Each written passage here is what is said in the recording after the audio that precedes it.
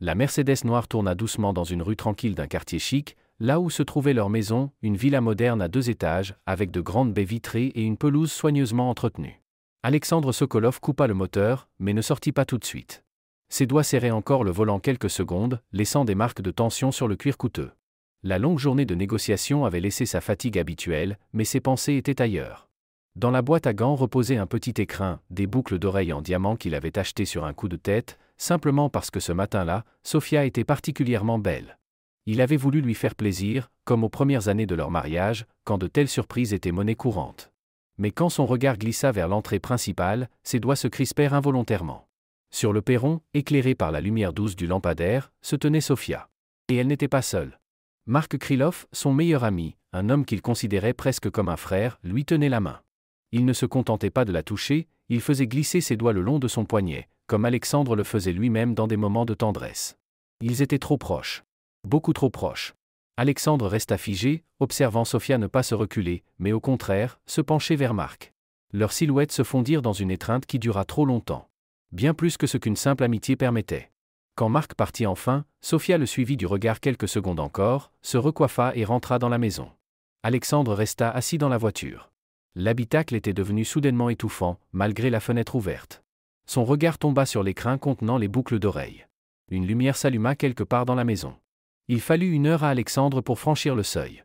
Il entra doucement, comme s'il avait peur de troubler la paix fragile de cette soirée. De la musique classique jouait dans le salon, Sofia mettait toujours du Chopin quand elle voulait se détendre. Elle était assise à son bureau, feuilletant des papiers. Elle portait ce même peignoir en soie fine qu'il lui avait offert l'année dernière. Ses cheveux, d'ordinaire tirés en un chignon strict, étaient lâchés et encore légèrement humides, comme si elle venait de prendre une douche. En entendant les pas, Sofia se retourna. Son visage s'éclaira d'un sourire chaleureux, sincère, le même qui, autrefois, faisait fondre son cœur. « Enfin te voilà !» Je commençais à m'inquiéter. Elle courut vers lui, l'enlaça, et Alexandre sentit le parfum léger de son eau de toilette, mêlé à quelque chose d'autre, cette fragrance bien connue du parfum que portait toujours Marc. Sofia l'amena vers le placard, en sortit une boîte noire laquée. « Joyeux anniversaire de mariage, mon amour !» À l'intérieur se trouvait une montre Breguet, une réplique exacte de celle qu'il avait un jour mentionnée en passant. Précieuse. Rare. Alexandre la remercia. Il l'embrassa sur le front. Il essaya même le cadeau. Et puis, quand Sofia se détourna pour lui servir un verre de whisky, il aperçut une rougeur à peine visible sur son cou. Une marque? L'empreinte de quelqu'un d'autre. Cette nuit-là, pendant que Sofia dormait, il se tenait à la fenêtre, regardant la ville sombre. Dans une main, la montre neuve. Dans l'autre, son téléphone, avec déjà le numéro d'un détective privé prêt à être appelé. Il appuya sur « Appeler ». La partie venait de commencer. 3 jours. C'est tout ce qu'il fallut au détective pour fournir des preuves irréfutables. Alexandre était assis dans son bureau, les doigts tapotant nerveusement la surface vitrée de la table, lorsque le fichier vidéo se chargea sur l'écran de son ordinateur portable. La caméra cachée montrait un coin intime du restaurant Azur. Sofia portait cette même robe noire qu'il lui avait offerte pour son dernier anniversaire. Marc était en costume Brioni, celui qu'Alexandre lui avait recommandé un mois auparavant. Ils étaient assis trop près, leurs genoux se touchaient sous la table. À la 20e minute, Marc effleura négligemment le dos de la main de Sofia. Elle ne bougea pas. À la 35e minute, il se pencha et lui murmura quelque chose à l'oreille, ce qui fit naître sur ses lèvres ce sourire si particulier qu'elle réservait autrefois à Alexandre. Et puis vint le baiser. Long, passionné, sans la moindre hésitation ni remords. Exactement comme ceux qu'ils échangeaient, lui et Sofia, dans leurs meilleurs jours. L'écran s'éteignit brusquement, Alexandre avait refermé l'ordinateur d'un coup sec, si fort que le porte-stylo en verre tomba et se brisa en 1000 morceaux. Son souffle était saccadé, le sang pulsait dans ses tempes. À son poignet, la nouvelle montre, cadeau d'une femme qui, peut-être, ne l'avait jamais aimé, émettait d'un tic-tac discret. La Mercedes noire fonçait à travers la ville nocturne, enfreignant toutes les limitations de vitesse. Alexandre ne se souvenait même pas comment il s'était retrouvé au volant, le baiser hantait encore ses yeux, ses gestes de trahison. Azur l'accueillit avec son intérieur luxueux et la lumière tamisée de ses lustres en cristal. Un serveur s'approcha avec le sourire, mais s'immobilisa en voyant le visage de l'homme qui venait d'entrer. Ils étaient assis exactement là où la vidéo avait été filmée. Sofia riait, faisant tournoyer distraitement son verre de vin rouge entre ses doigts. Marc parlait avec animation, gesticulant. C'est alors qu'Alexandre vit à son poignet une montre la même que Sofia lui avait offerte. Jumelle. Comme celle des amants. Le premier coup s'abattit sur leur table. Les verres volèrent en éclats sur le sol de marbre. Sofia poussa un cri, reculant instinctivement. Marc se leva d'un bond, renversant sa chaise, son visage déformé par l'horreur et la culpabilité. Cette expression fut la goutte de trop. Alexandre agrippa Marc par le col, l'enserrant contre le mur. À proximité, on entendait les cris de Sofia, tentant de l'en séparer, mais son toucher ne signifiait plus rien. Depuis quand ? Sa voix résonna, étrangère, grave, tel le grondement d'une bête. Depuis quand cela dure-t-il ? Marc resta silencieux. Ses yeux balayaient la pièce, cherchant une issue, mais les serveurs et les convives s'amassaient déjà, et personne n'osait intervenir. Sofia finit par se glisser entre eux. Sa paume se posa sur la poitrine d'Alexandre, ses ongles s'enfonçant dans la fine étoffe de son veston. Dans ses yeux, point de remords, seulement de la fureur, non à cause de l'infidélité, mais à cause de cette soirée gâchée. Alexandre relâcha ses doigts. La dernière image qu'il garda en partant fut celle de Marc, toujours tremblant, ressaisissant sa cravate, tandis que Sofia lui murmurait quelque chose avec rage à l'oreille. Ses doigts serraient sa main avec la même passion qu'il lui avait jadis manifestée. La porte du restaurant se referma avec fracas derrière lui. À l'intérieur demeurait son ancienne vie, ses illusions, sa confiance. Tout ce qui n'avait plus de sens. La pluie tambourinait sur le toit de la voiture lorsqu'Alexandre arriva devant la maison pour la deuxième fois ce soir-là. Il resta 10 minutes encore dans le véhicule, observant les gouttes distordre la silhouette de la demeure. Une lumière brillait à une fenêtre, Sofia avait sans doute déjà regagné la maison et attendait des explications. Il entra dans l'entrée, où persistait son parfum, celui qu'elle portait depuis des années. Sur le porte-manteau pendait une fine écharpe de Marc, oubliée lors de leur fuite précipitée du restaurant. Alexandre saisit la soie entre ses poings avant de la jeter dans un coin sombre. Monte à l'étage, il sortit une valise de l'armoire. Ses gestes étaient précis, calculés, sans la moindre hésitation. Costumes, chemises, accessoires, tout était rangé avec une minutie méticuleuse. Dans le tiroir de la coiffeuse se trouvaient leurs photos communes, le mariage sur la Côte d'Azur, les vacances dans les Alpes, la fête pour l'achat de cette maison. Alexandre les laissa intactes, qu'elle demeure ici, avec les reliques d'un passé révolu. Sur le lit gisait un oreiller portant encore l'empreinte de sa tête. Il effleura machinalement la tête en soie, puis rabattit brusquement la couverture, comme pour effacer sa présence. Une fois la valise bouclée, Alexandre sortit un dossier préparé par son avocat un mois plus tôt, pour parer à toute éventualité. Il le déposa sur la table de la cuisine, à côté des clés de la voiture qu'il avait offerte à Sofia l'année précédente. Enfin, il décrocha de la salle de séjour leur dernière photo commune, celle du cocktail organisé par son entreprise. Il la coupa en deux au couteau, glissant sa moitié dans sa poche. L'autre moitié resta sur la table, posée à côté de l'Alliance. La porte se referma derrière lui dans un léger clic. En bas, dans l'allée, un chauffeur de taxi attendait, examinant la demeure luxueuse d'un air curieux. Alexandre s'installa à l'arrière sans se retourner. La maison qu'ils avaient choisie ensemble n'était plus qu'un bien immobilier. Comme leur mariage, un actif à liquider. 2 semaines s'écoulèrent. Alexandre s'habitua à son chez-soi provisoire, un penthouse dans le quartier d'affaires, semblable à une suite de luxe en hôtel plutôt qu'à un véritable foyer.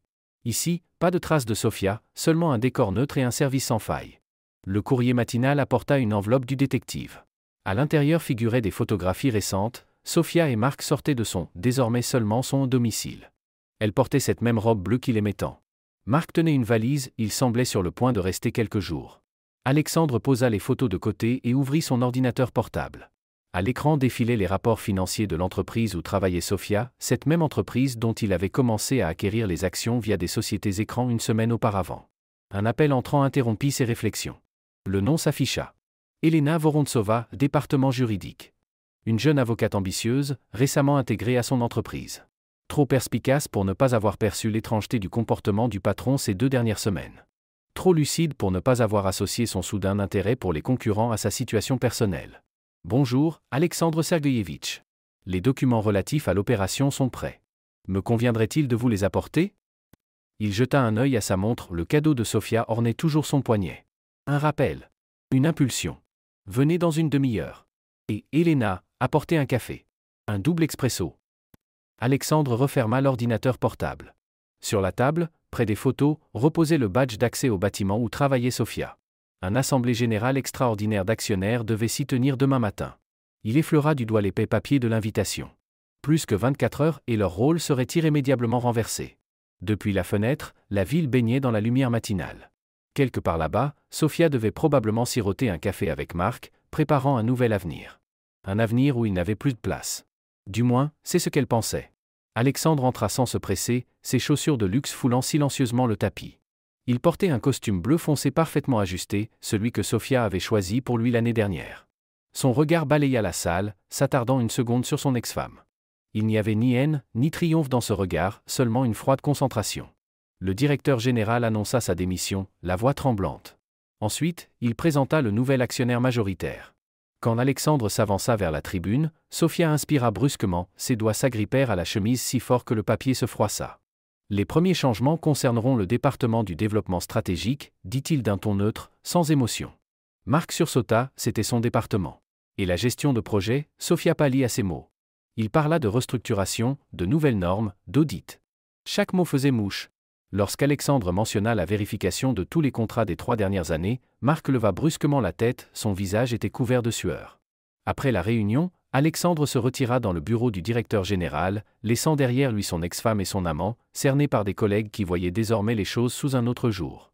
À travers la paroi vitrée, on voyait Marc tenter désespérément d'expliquer quelque chose à Sofia, tandis qu'elle, pâle comme un linge, secouait lentement la tête. 3 mois passèrent. Les bureaux de Vector Consult avaient changé, de nouveaux visages, une autre ambiance. Le bureau de Sofia se trouvait désormais au bout du couloir, près des archives. Marc avait été muté dans une filiale en banlieue, remplacé par une jeune employée ambitieuse issue de l'équipe d'Alexandre. Ce jour-là, Sofia reçut une lettre, une notification officielle de licenciement. Formelle, polie, sans possibilité de recours. Le soir même, elle se retrouva devant la porte de leur ancienne maison, mais le vigile lui annonça poliment que son badge d'accès avait été annulé. La pluie tombait à torrents quand elle sortit dans la rue. Dans la poche de son manteau, son téléphone vibra, un message de Marc. Il écrivait qu'il ne pouvait pas la voir, qu'il avait des affaires. Sofia se rappela soudain l'avoir vu, la veille, dans un café avec cette nouvelle employée. Il riait, exactement comme il riait autrefois avec elle. Elle marchait dans les rues, sans prêter attention à la direction. Quelque part dans cette ville, Alexandre préparait sans doute une nouvelle transaction. Avec Elena Vorontsova, qui l'accompagnait désormais à toutes les réunions.